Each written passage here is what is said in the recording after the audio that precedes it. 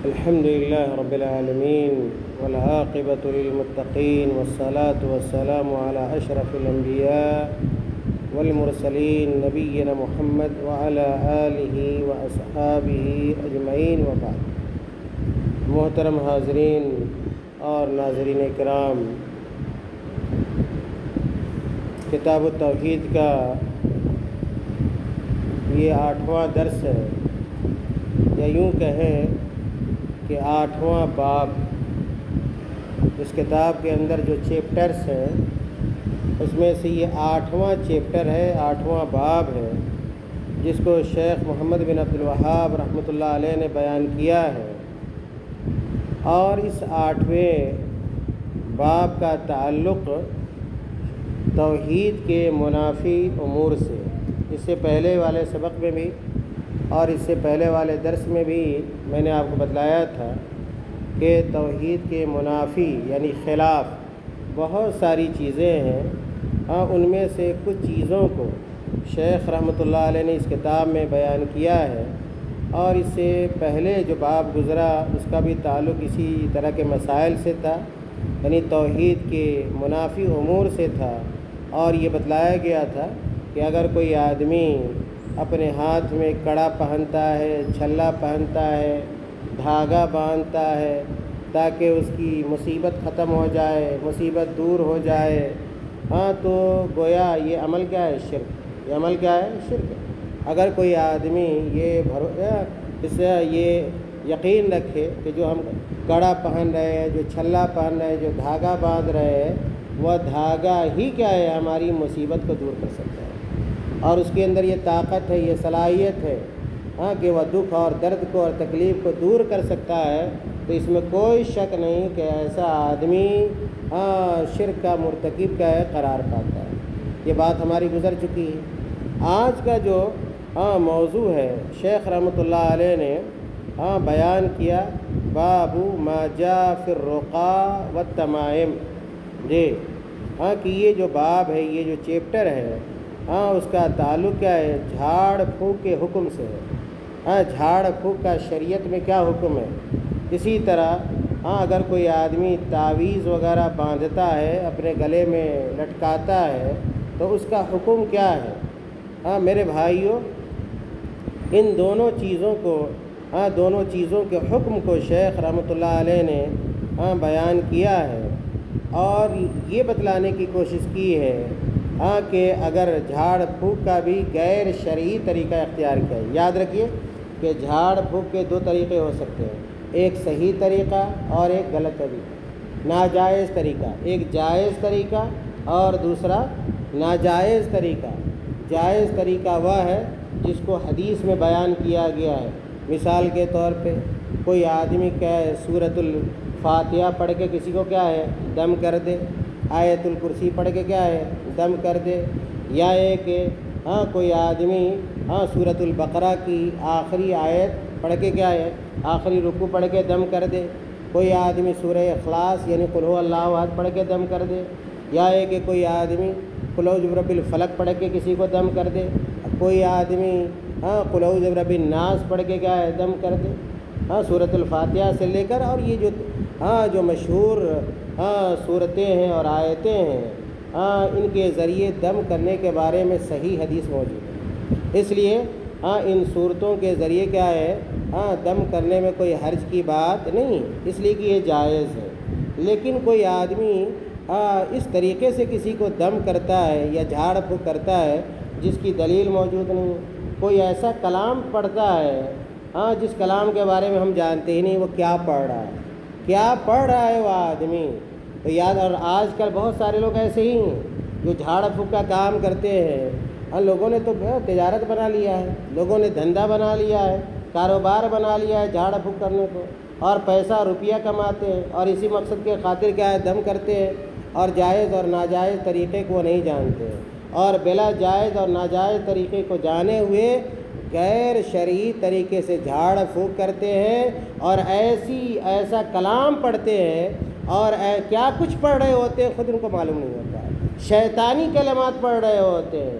جی یعنی کہ اور کبھی کبھار دیکھے گا کیا ہے عدد پیش کرتے ہیں، عدد 2 4 5 8 786 886 اس طرح کے حروف کے ذریعے بھی کیا ہے یاد رکھیے کہ یہ جائز نہیں، جائز وہی طریقہ ہے جس کو اللہ کے نبی صلی اللہ علیہ وسلم نے بیان کیا ہے یا جس سے متعلق ہے حدیث کے اندر صحیح حدیث کیا ہے پائی کیا ہے جاتی ہے۔ خیر، تو اس باب میں شیخ رحمۃ اللہ علیہ نے جو جھاڑ پھونک ہے اس کے حکم کو بھی بیان کیا ہے، اور اسی طرح تعویذ کا حکم کیا ہے۔ بہت سارے لوگ کیا ہے دکھ درد اور تکلیف سے بچنے کے لیے کیا ہے تعویذ کیا ہے استعمال کرتے ہیں۔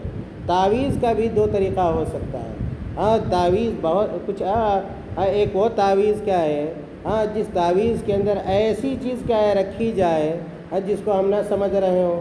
خاص طور سے ابھی میں نے بتلایا کہ بعض لوگ کیا ہے عدد لکھتے ہیں، کیا لکھتے ہیں عدد لکھتے ہیں 1 2 3 4 5 جو آدمی سمجھتا ہی نہیں، یا کچھ ایسے کیا ہے الگ الگ حروف لکھ کے تعویذ بناتے ہیں جو سمجھا ہی نہیں جا سکتا، وہ گویا ایسا لگتا ہے کہ وہ آسیبی چیز ہو یا شیطانی کیا ہے چیزیں ہوں، اس طرح سے کیا ہے تعویذ بناتے ہیں۔ تو یہ کسی کے نزدیک بھی جائز ہے، کسی کے نزدیک بھی کیا ہے اس طرح کا تعویذ کیا ہے جائز نہیں ہے۔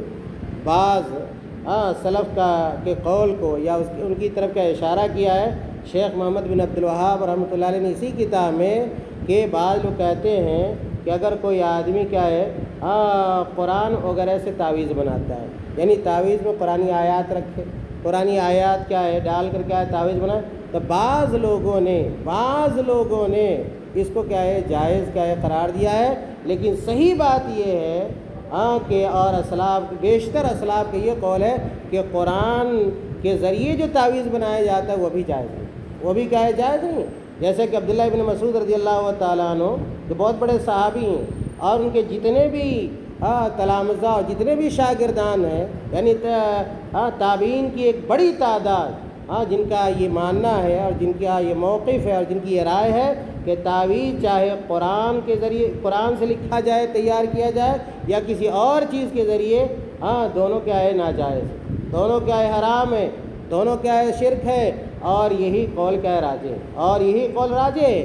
لیکن بدقسمتی سے آج مسلمانوں میں کیا ہے جھاڑ پھونک کا کام کرنے والے بھی بے شمار ہیں جو غلط طریقے سے جھاڑ پھونک کماتے ہیں اور اپنا پیٹ پالتے ہیں، اور اسی طرح مسلمانوں میں سے بعض تو ایسے جو ڈنکے کے چوٹ پر کیا ہے تعویذ کا کاروبار کرتے ہیں۔ یاد رکھیے کہ تعویذ جب آدمی لٹکاتا ہے، اور یہ نقطہ یہاں پر ذکر کرنا مناسب ہے کہ تعویذ کی حرمت سے متعلق اور تعویذ کے شرک ہونے سے متعلق جو نصوص وارد ہوئے ہیں نا وہ مطلق ہے، چاہے وہ قرآن کے ذریعے تعویذ بنایا گیا ہو، قرآنی آیتیں لکھی گئی ہوں، یا کوئی اور چیز کے رکھ کے تعویذ بنایا جائے، جو نص ہے یا جس میں شرک قرار دیا گیا وہ عام ہے، تخصیص اس سے نہیں ہوتی کہ یہ جائز ہے اور یہ کیا ہے ناجائز ہے۔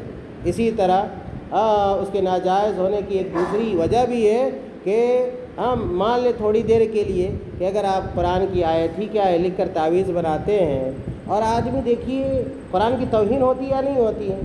آپ کہہ سکتے ہیں کہ اس میں قرآن کی آیت ہے، بھائی کیا یہ جائز ہے کہ قرآن کی آیت لے کر آپ پیشاب کرنے جائیں، آپ پاخانے میں جائیں، آپ گندی جگہوں پہ جائیں؟ یاد رکھیے اس سے قرآن کی کیا ہے توہین ہوتی ہے، قرآن کی بے حرمتی ہوتی ہے، اس لیے تعویذ کسی بھی شکل میں جائز نہیں ہے۔ خیر دیکھیے شیخ رحمۃ اللہ علیہ نے جھاڑ پھونک سے متعلق اور تعویذ سے متعلق کیا فرماتے ہیں۔ سب سے پہلے شیخ رحمۃ اللہ علیہ نے صحیح بخاری اور صحیح مسلم کی حدیث کو بیان کیا ہے، صحیح بخاری اور صحیح مسلم کی حدیث کو بیان کیا ہے۔ کہتے ہیں ان ابی بشیر الانصاری رضی اللہ عنہ، کہ یہ حدیث کیا ہے ابی بشیر الانصاری رضی اللہ تعالیٰ عنہ سے مروی ہے کہ انہوں نے کہا، بشیر الانصاری کہتے ہیں انہ کان مع رسول اللہ صلی اللہ علیہ وسلم فی بعض اسفار۔ ابی بشیر الانصاری اپنا واقعہ بیان کرتے ہیں کہ وہ ایک مرتبہ اللہ کے رسول صلی اللہ علیہ وسلم کے ساتھ سفر میں تھے۔ انہ کان مع رسول اللہ صلی اللہ علیہ وسلم، کہ بشیر الانصاری ابو بشیر الانصاری رضی اللہ تعالیٰ عنہ اللہ کے رسول صلی اللہ علیہ وسلم کے ساتھ تھے بعض اسفار میں، بعض سفروں میں وہ اللہ کے نبی صلی اللہ علیہ وسلم کے ساتھ تھے، فَأَرْسَلَ رَسُولًا، تو اس سفر میں اللہ کے نبی صلی اللہ علیہ وسلم نے اپنے ایک قاصد کو بھیجا۔ اب ابو بشیر الانصاری واقعہ بیان کر رہے ہیں کہ جب میں اللہ کے رسول صلی اللہ علیہ وسلم کے ساتھ ایک سفر میں تھا، تو اس سفر میں اللہ کے رسول صلی اللہ علیہ وسلم نے اپنے ایک نمائندے کو بھیجا۔ کیا کہہ کر بھیجا؟ کس کام کے لیے اللہ کے نبی نے اپنے نمائندے کو بھیجا؟ کہا اللہ کے نبی صلی اللہ علیہ وسلم نے کہ اللہ یبقین فی رقبۃ بعیر قلادۃ من وتر او قلادۃ الا قطعت۔ اللہ کے نبی صلی اللہ علیہ وسلم نے اپنے اس نمائندے کو یہ حکم دیا اور کہا کہ اللہ یبقین فی رقبۃ بعیر، کہ یاد رکھو کہ کسی بھی اونٹ کی گردن میں کوئی ہار کیا ہے باقی نہ رہے، کسی بھی اونٹ کے گردن میں تانت کا کوئی ہار باقی نہ رہے، یا یہ کہ کوئی ہار باقی نہ رہے، الا قطعت، مگر اس تانت کے ہار کو کیا کر دیا جائے؟ کاٹ دیا جائے۔ زمانہ جاہلیت میں اور مشرکین کیا کرتے تھے کہ جب ان کا جو تیر ہوتا تھا نا، تیر اور تیر میں کمان ہوتا ہے، اور وہ کمان کس چیز کا ہوتا ہے؟ عام طور پہ تانت کا ہوتا ہے جو بہت مضبوط ہوتا ہے۔ تو مشرکین یہ کیا کرتے تھے کہ جب ان کی تیر کا وہ کمان جب پرانا ہو جاتا تھا، تو اس کی جگہ پہ نیا لگا دیتے تھے، اور جو پرانا کمان ہوتا تھا اس کو جانور وغیرہ کے گردن کا ہار بنا دیتے تھے۔ کیوں بناتے تھے؟ تاکہ اس کمان کی وجہ سے ہمارے جانور کو، ہمارے اونٹ کو کوئی نقصان کیا ہے نہیں پہنچے گا، اور کسی کی نظر کیا ہے نہیں لگے گی۔ اس مقصد کے خاطر کیا ہے وہ اپنے جانور اور خاص طور سے اونٹ وغیرہ کے گردن میں کیا ہے ہار کیا ہے پہنا دیتے تھے، اور اس نیت کیا ہوتی تھی کہ یہ اس جانور کو نظر نہیں لگے گی، یا ہے کہ کوئی دکھ اور تکلیف کیا ہے لاحق کیا ہے نہیں ہوگی۔ تو اللہ کے نبی صلی اللہ علیہ وسلم نے بھیجا اپنے ایک نمائندے کو کہ جا کر دیکھو، اگر کسی بھی اونٹ کے گردن میں اس طرح کا ہار ہو، یا ہے کہ اس طرح کی کوئی رسی ہو، تو اس کو کیا کر دینا؟ کاٹ دینا، توڑ دینا، کاٹ دینا۔ اس حدیث سے یہ معلوم ہوتا ہے کہ اگر کوئی آدمی کیا ہے اس طرح کی چیز اپنے گردن میں باندھتا ہے جس سے اس کا یہ ارادہ ہوتا ہے یا یہ نیت ہو کہ اس کی وجہ سے ہم دکھ اور تکلیف سے بچ جائیں گے، یہ ہار ہم کو بچا لے گا، تو یا ہے کہ یہ دھاگا ہمیں بچا لے گا، تو یاد رکھیے کہ یہ شرک ہے۔ یہ کیا ہے؟ شرک ہے، اور اس سے اللہ کے نبی صلی اللہ علیہ وسلم نے منع فرمایا ہے۔ اسی طرح شیخ رحمۃ اللہ علیہ نے ایک دوسری حدیث بیان کی ہے، کہتے ہیں وعن ابن مسعود رضی اللہ عنہ قال، اور یہ حدیث ایک بڑے مشہور صحابی عبداللہ ابن مسعود رضی اللہ تعالیٰ عنہ سے مروی ہے۔ عبداللہ ابن مسعود رضی اللہ تعالیٰ عنہ کہتے ہیں کہ سمعت رسول اللہ صلی اللہ علیہ وسلم یقول، عبداللہ ابن مسعود کہتے ہیں کہ میں نے اللہ کے نبی صلی اللہ علیہ وسلم کو کہتے ہوئے سنا، میں نے اللہ کے رسول صلی اللہ علیہ وسلم کو کہتے ہوئے سنا۔ کیا کہہ رہے تھے اللہ کے رسول صلی اللہ علیہ وسلم؟ ان الرقا والتمائم والتولۃ شرک۔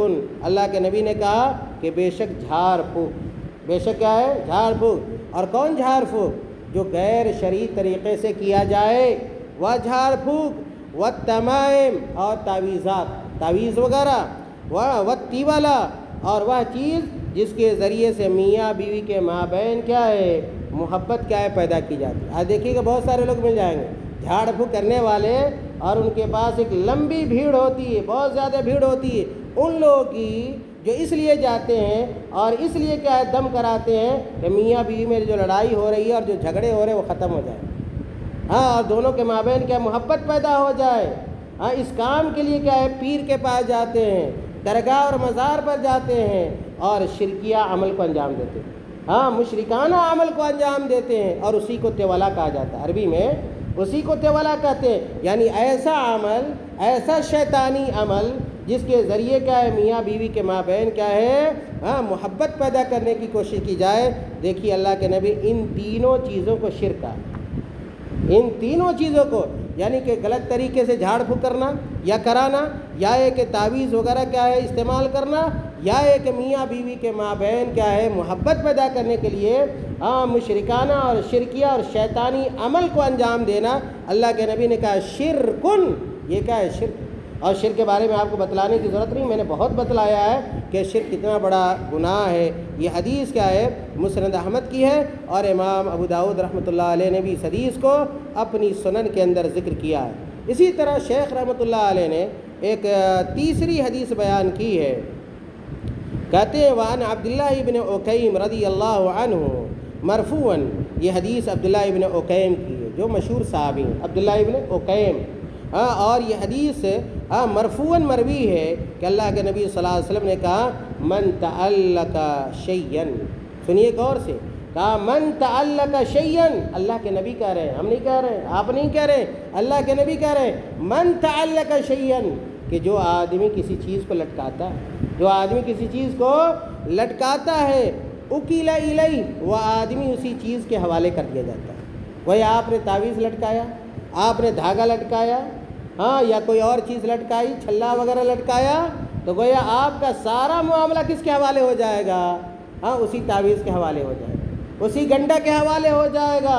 گویا اللہ تعالیٰ کی مدد آپ کے شامل حال نہیں ہوگی، اللہ تعالیٰ آپ کی مدد نہیں کرے گا، اللہ تعالیٰ آپ کو اسی چیز کے حوالے کر دے گا۔ اور یاد رکھیے کہ اللہ رب العالمین جب تک ہماری مدد نہ کرے اور ہمارا تعاون نہ کرے، کوئی دوسرا آدمی کیا ہے یا کسی طرح کی مدد کیا ہے ہمیں حاصل کیا ہے نہیں ہو سکتی۔ اس حدیث سے بھی پتہ چلتا ہے کہ کسی چیز کا لٹکانا اور یہ سمجھنا کہ اس سے ہمیں فائدہ ہوگا، اس سے نقصان ہوگا، یاد رکھیے کہ یہ جائز کیا ہے نہیں ہے۔ اور یہ حدیث بھی مسند احمد کی ہے اور جامع ترمذی کی ہے۔ اس کے بعد ان حدیثوں کے بیان کرنے کے بعد شیخ رحمۃ اللہ علیہ نے تمائم کا معنی بیان کیا، تمیمۃ عربی میں گئے، اور اسی کا پلرل کیا ہے، جمع کیا ہے، تمائم۔ تمیمہ عربی میں کیا ہے، تعویذ کو کہتے ہیں، تمیمہ عربی میں تعویذ کو کہتے ہیں، اور تمیمہ واحد ہے، سنگولر ہے جس کو کہتے ہیں، اور جو اس کی جمع جو ہے وہ کیا ہے، تمائم ہے۔ شیخ رحمۃ اللہ علیہ تمائم کی تعریف کرتے ہیں اور اس کی تشریح کرتے ہیں اور کہتے ہیں کہ شیء یعلق علی الاولاد عن العین، کہ تمیمہ یا تمائم کس کو کہتے ہیں؟ تمائم اس چیز کو کہا جاتا ہے جس کو لوگ اپنے بچوں کے گردن میں کیا ہے ڈالتے ہیں تاکہ ان کے بچے کیا ہے نظر بد سے بچ سکیں۔ نظر بد سے بچنے کے لیے لوگ جس چیز کو اپنے بچوں کے گردن میں لٹکاتے ہیں یا ایک بازو میں کیا ہے باندھتے ہیں یا کمر میں باندھتے ہیں، ان تمام چیزوں کو تمائم کہا جاتا ہے، یعنی تعویذ کیا ہے کہا جاتا ہے۔ اور اس کے بعد شیخ کہتے ہیں لیکن اذا کان من القرآن فرخص فیہ بعضهم، اور یہ پھر اسی چیز کی طرف اشارہ کر رہے ہیں جو میں نے پہلے بتایا کہ بعض لوگوں کی یہ رائے ہے کہ اگر تعویذ قرآن سے تیار کیا جائے تو بعض لوگوں نے اس کی رخصت دی، یعنی اس کو کیا ہے بعض لوگوں نے جائز قرار دیا ہے، وبعضهم لم يرخص فیہ، لیکن بعض لوگوں نے کیا اس کو بھی جائز نہیں سمجھا، اگرچہ وہ قرآن سے ہو تعویذ۔ بہت سارے لوگ یہی کہتے ہیں اس میں تو قرآن ہی اور کیا ہے، قرآن ہی تو ہے۔ بھائی قرآن پڑھنے کے لیے، قرآن کیا ہے پڑھنے کے لیے ہے، اس کے پڑھنے میں ثواب ہے، قرآن لٹکانے میں ثواب نہیں ہے۔ اگر قرآن لٹکانا ہی ہوتا تو سارا قرآن لٹکا لیا جاتا۔ میرے بھائیوں، تو اس اختلاف کی طرف شیخ رحمۃ اللہ علیہ نے اشارہ کیا ہے کہ اگر تعویذ قرآن سے اگر بنایا گیا ہے تو بعض لوگوں نے اس کی رخصت دی ہے، اور بعض لوگ کیا اس کو بھی ناجائز کیا ہے سمجھتے ہیں اور کہتے ہیں وَيَجْعَلُهُ مِنَ الْمَنْهِ عَنْهُ، کہ بعض لوگ تعویذ کے قرآن والے تعویذ سے بھی منع کرتے ہیں، اور جو لوگ منع کرتے ہیں اس میں ایک بہت بڑا نام، ایک بہت بڑے صحابی کا نام ہے، اور وہ کون ہے؟ عبداللہ ابن مسعود رضی اللہ عنہ، جن کا بھی تذکرہ میں نے کیا کہ عبداللہ ابن مسعود رضی اللہ تعالیٰ عنہ اور ان کے تمام شاگردان، ان کی یہ رائے ہے کہ تعویذ ہر حال میں کیا ہے ناجائز، چاہے وہ قرآن سے بنایا گیا ہو یا ایک غیر قرآن سے بنایا گیا ہو۔ اور میں نے شروع میں کہا کہ یہی قول راجح، یہی قول کیا ہے راجح، کہ تعویذ چاہے قرآن کا ہو یعنی قرآن سے بنایا ہوا ہو یا غیر قرآن سے بنایا ہوا ہو، یہ شرک ہے اور اس سے ہر مسلمان کو بچنا چاہیے۔ یہ کیا ہے تمائم کا معنی بیان کیا شیخ نے، اور اس کے بعد رقیہ کا معنی بیان کیا ہے، رقیہ، اور اسی کی جمع کیا ہے رقیہ ہے، یعنی جھاڑ پھونک۔ جھاڑ پھونک کس کو کہتے ہیں؟ کہتے ہیں ہی التی تسمى العزائم، کہ یہ جھاڑ پھونک جو ہے رقیہ جو ہے اسی کا ایک دوسرا نام کیا ہے عزائم بھی، یعنی رقیہ ہی کو رقیہ عربی کا لفظ ہے، اور اس کا معنی کیا ہے؟ جھاڑ پھونک ہے۔ کہتے ہیں اسی معنی میں عربی کا ایک دوسرا لفظ آتا ہے اور وہ کیا ہے؟ عزائم ہے۔ اور رقیہ بھی کیا ہے؟ جمع ہے، اور عزائم بھی جمع ہے، اور عزائم کی جو واحد آتی ہے وہ عظیمہ آتی ہے۔ کیا آتی ہے؟ عظیمہ۔ کہا شیخ رحمۃ اللہ علیہ نے کہ رقیہ اور عزائم دونوں ایک ہی چیز ہے۔ وَخَصَّ مِنْهُ الدَّلِيلُ مَا خَلَا مِنَ الشِّرْكِ، کہتے ہیں کہ اگر کیا ہے ایسا جھاڑ پھونک ہے جس میں شرک نہیں ہے، یعنی شرکیہ اعمال اس کے اندر نہیں ہے، تو پھر ایسا جھاڑ پھونک کیا جائز ہے۔ جیسے شروع میں نے بتایا کہ حدیث کے اندر آتا ہے کہ اگر کوئی آدمی سورۃ الفاتحہ پڑھ کے دم کرتا ہے تو یہ جائز ہے، آیت الکرسی پڑھ کے دم کرتا ہے تو یہ جائز ہے، یا کہ سورۃ البقرہ کی آخری رکوع سورۃ البقرہ کا آخری رکوع پڑھ کے دم کرے تو جائز ہے۔ اسی طرح سورۃ الاخلاص قل هو اللہ احد پڑھ کے دم کرے تو جائز ہے، قل اعوذ برب الفلق پڑھ کے دم کرے تو جائز ہے، قل اعوذ برب الناس پڑھ کے دم کرے تو جائز ہے۔ لیکن اس کے علاوہ اگر کوئی آدمی طریقہ اختیار کر رہا ہے اور ایسا طریقہ جو شریعت کے منافی طریقہ ہو تو یاد رکھیے کہ ایسا جھاڑ پھونک کیا ہے؟ جائز کیا ہے؟ نہیں ہے۔ لوگ کہتے ہیں شیطانی موکل آتا ہے، یہ آتا ہے، وہ آتا ہے۔ یاد رکھیے یہ سارے طریقے کیا ہے؟ ناجائز ہے۔ خود بچنا چاہیے اور دوسرے کو بھی بچانا چاہیے۔ تو شیخ رحمۃ اللہ علیہ جو جائز جھاڑ پھونک ہے اس کے بارے میں کہتے ہیں کہ اگر شرک نہیں ہے، اس کے اندر شرک والا کام نہیں ہے یا عمل نہیں ہے یا شرکیہ عمل نہیں ہے تو پھر کیا ہے؟ جائز ہے۔ فقد رخص فی رسول اللہ صلی اللہ علیہ وسلم من العین والحمۃ، کہ اللہ کے نبی صلی اللہ علیہ وسلم نے جائز قرار دیا ہے کہ جو صحیح جھاڑ پھونک ہے اللہ کے نبی صلی اللہ علیہ وسلم نے رخصت دی ہے کہ اگر کسی کو نظر بد لگ گئی ہے تو آدمی کیا ہے دم کر سکتا ہے، کرا سکتا ہے، یا کسی کو کیا ہے زہریلے جانور نے کیا ہے کاٹ لیا۔ اور بڑے واقعات ہیں لیکن میں تفصیل کی طرف نہیں جانا چاہتا۔ کہ ایک قبیلے کے ایک سردار کو ایک بچھو نے کیا ہے ڈنک مار دیا، ایک بچھو نے کیا ہے ڈنک مار دیا، اور وہ آدمی بڑا پریشان ہوا۔ تو پھر کیا ہے اس نے پوچھا تو معلوم ہے ایک صحابی نے بتایا، بلکہ ایک صحابی نے سورۃ الفاتحہ پڑھ کے دم کر دیا، تو اس کا جو زہر تھا ختم ہو گیا، اس کا زہر کیا ہے ختم ہو گیا۔ اس نے انعام بھی دیا صحابی نے، لیکن اس میں تصرف نہیں کیا۔ اللہ کے نبی سے پوچھا گیا کہ اللہ کے نبی ایسا ایسا میں نے کیا ہے تو یہ انعام مجھے ملا ہے، کہ یہ جائز ہے؟ تو اللہ کے نبی صلی اللہ علیہ وسلم نے کہا کہ ہاں جائز ہے۔ تو اس طرح کی حدیثوں سے، صحیح حدیثوں پر سے پتہ چلتا ہے کہ سورہ فاتحہ وغیرہ سے کیا ہے پڑھ کر کیا ہے دم کیا جا سکتا ہے، لیکن کیا ہے دوسرا کوئی طریقہ غیر شرعی طریقہ اختیار نہیں کیا جا سکتا۔ اسی طرح شیخ رحمۃ اللہ علیہ نے تیولا کا معنی لکھا ہے۔ تیولا کس کو کہتے ہیں؟ شروع میں نے بتایا ہے، ویسے کہتے ہیں شیء یدعونہ یزعمون انہ یحبب المرأة الی زوجہا والرجل الی امرأتہ، کہتے ہیں کہ تیولا اس چیز کو کہا جاتا ہے جس کو کیا ہے بعض لوگ رکھتے ہیں اور یہ گمان کرتے ہیں کہ اس کی وجہ سے کیا ہے بیوی کیا ہے شوہر سے محبت کرنے لگے گی، اور شوہر کیا ہے بیوی سے محبت کیا ہے کرنے لگے گی۔ اگر کوئی آدمی اس طرح کا کام کر رہا ہے اور یہ سمجھ رہا ہے کہ ہمارے اس کام سے کیا ہے بیوی شوہر سے محبت کرے گی اور شوہر کیا ہے بیوی سے محبت کرے گا، تو یاد رکھیے کہ اسی کو تیولا کہتے ہیں۔ اور اگر شیطانی طریقہ اختیار کیا جائے تو یاد رکھیے قرآن حدیث کے خلاف اگر کوئی طریقہ اختیار کیا جائے تو وہ جائز نہیں ہے بلکہ شرک ہے۔ اب اخیر میں شیخ رحمۃ اللہ علیہ نے مسند احمد کی ایک روایت اور ایک حدیث بیان کی، جس حدیث کے راوی رویفہ رضی اللہ تعالیٰ عنہ کہتے ہیں کہ قال علی رسول اللہ صلی اللہ علیہ وسلم، صحابی رسول کہتے ہیں کہ اللہ کے رسول صلی اللہ علیہ وسلم نے کہا، مجھ سے کہا، کیا کہا؟ یا رویفہ۔ اللہ کے نبی اپنے صحابی سے کہہ رہے ہیں، کیا کہہ رہے ہیں؟ یا رویفہ، اے رویفہ، لعل الحیات ستطول بکا، کہ امید ہے کہ تمہاری زندگی بڑی لمبی ہو، تمہاری زندگی کیا ہے بڑی لمبی ہوگی۔ اور شارحین نے لکھا ہے کہ یہ گویا ایک طرح سے اللہ کے نبی کی دعا تھی، اس صحابی کے لیے اللہ کے نبی کی دعا تھی۔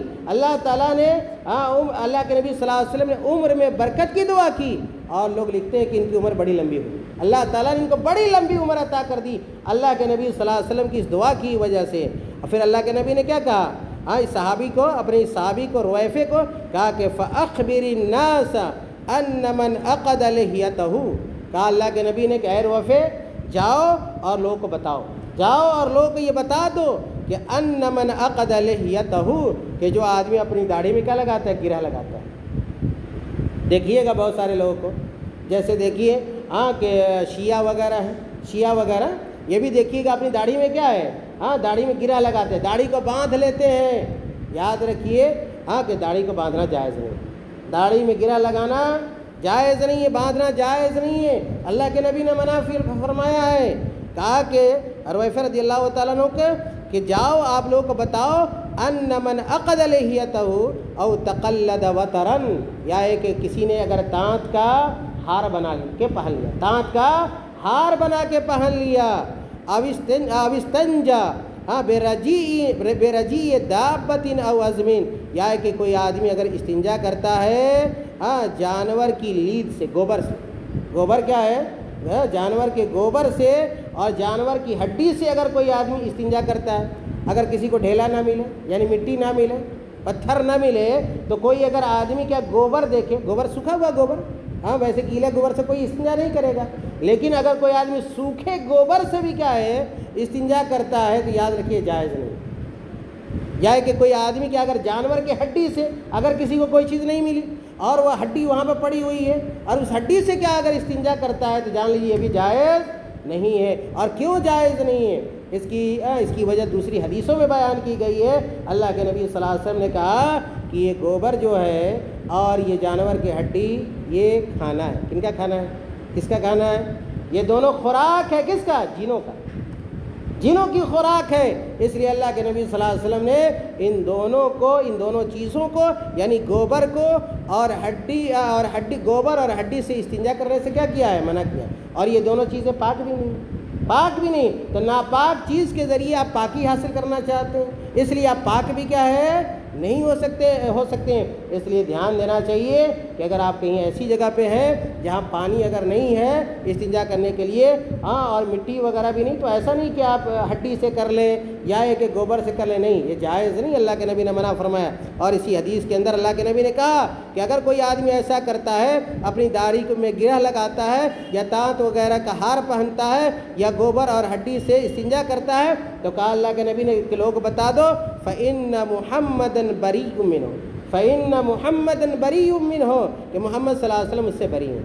محمد صلی اللہ علیہ وسلم اس آدمی سے ایسا کرنے والے سے کیا بری ہیں. کیا مطلب بری ہیں؟